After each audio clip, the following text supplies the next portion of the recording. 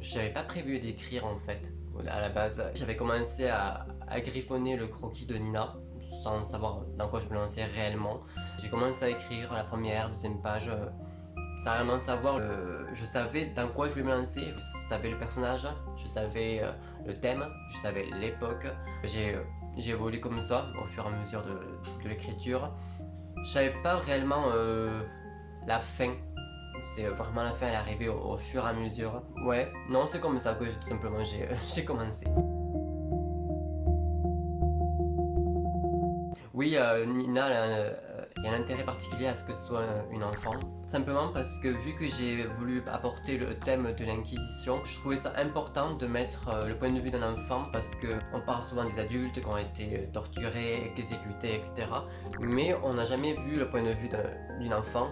Il y avait des enfants qui étaient interrogés, on leur forçait un peu la main pour accuser leurs parents, ça pouvait être d'autres membres de la famille, ce qui faisait qu'en fait ça devenait une tuerie interminable. Et je voulais apporter une touche un peu plus d'empathie parce que le fait que Nina soit une jeune adolescente, sans parler du côté vraiment fantasy, les gens peuvent facilement s'y retrouver en elle parce qu'elle est un peu perdue dans ses émotions, elle sait pas si être triste, elle sait pas si elle est entre en colère, et entre le mélange de la tristesse et de la colère, ça devient un peu de la vengeance qu'elle va assouvir. Elle est vraiment perdue dans ses idées, dans ses pensées, et c'est ça qui va amener à ce que l'histoire se passe comme ça, sans spoiler. Je trouvais ça important que les gens se projettent en elle. Qu'est-ce qu'ils auraient fait à sa place?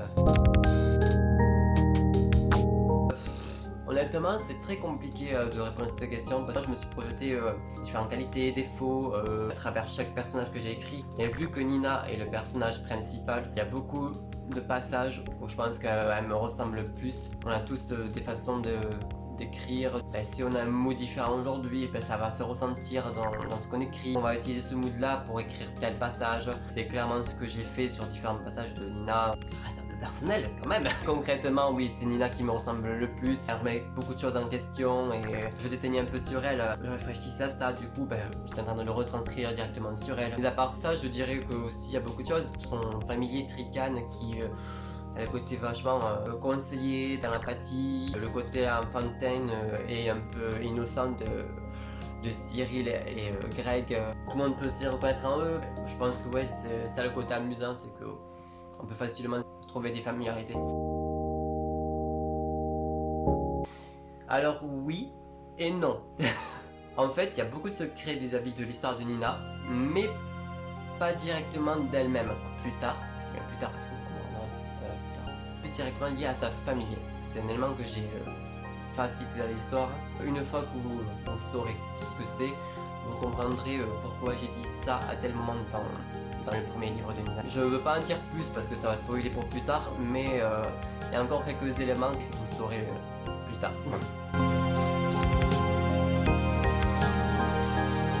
Je trouvais ça assez symbolique de voir une base innocente perdre le contrôle et de commencer à se fissurer vraiment comme une petite poupée innocente, poupée de porcelaine, et montrer vraiment la déchéance autant intérieure que physique dans la vie de tous les jours. Quand on dit à quelqu'un ouais je vais bien, alors qu'en fait pas du tout, t'as le côté extérieur qui montre que alors que intérieurement ça va pas trop, vous voyez. Je trouve ça intéressant d'imager dans ce livre le fait que ça se voit aussi physiquement à quel point Nina va mal, de plus en plus mal. Au-delà de ce qu'elle pense intérieurement, oui, on voit vraiment que ça va pas et qu'au fur et à mesure, elle perd le contrôle de ses pensées, de son propre corps. C'est deux amis proches à moi que j'ai voulu leur faire une petite dédicace. C'est pour ça que Cyril et Greg portent leurs traits physiques au niveau du visage. Et ensuite, au niveau de leur histoire, c'est vrai que c'est quelque chose que j'ai pas vraiment raconté parce qu'ils savent pas vraiment pourquoi ils sont morts. On n'y croit pas trop. On a quelques flashbacks, mais on n'en sait pas trop. Ils sont coincés dans la forêt, comme j'ai raconté dans un passage. C'est qu'ils sont coincés dans la forêt parce qu'ils sont morts dans la forêt. Et du coup, un rapport avec le fait qu'ils sont souvent dans les arbres et tout, c'est que tout simplement, ils sont morts pendus tous les deux. En gros, ils ont été exécutés à l'époque par rapport à leur homosexualité. Au-delà du côté joyeux, inoffensif et assez proche de Nina, J'ai pas voulu vraiment m'attarder trop sur le côté dramatique de leur propre histoire. Eux, je vais vraiment m'attarder vraiment sur le côté amitié avec Nina.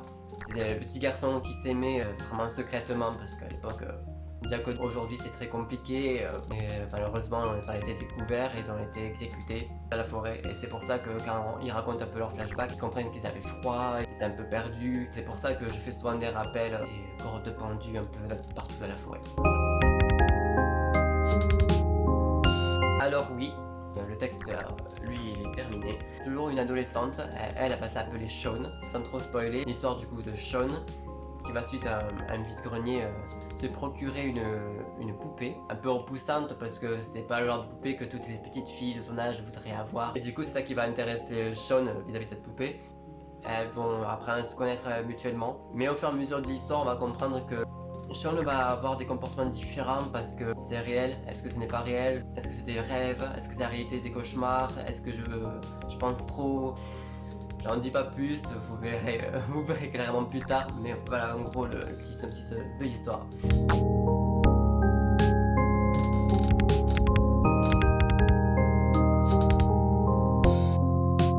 À bientôt, salut.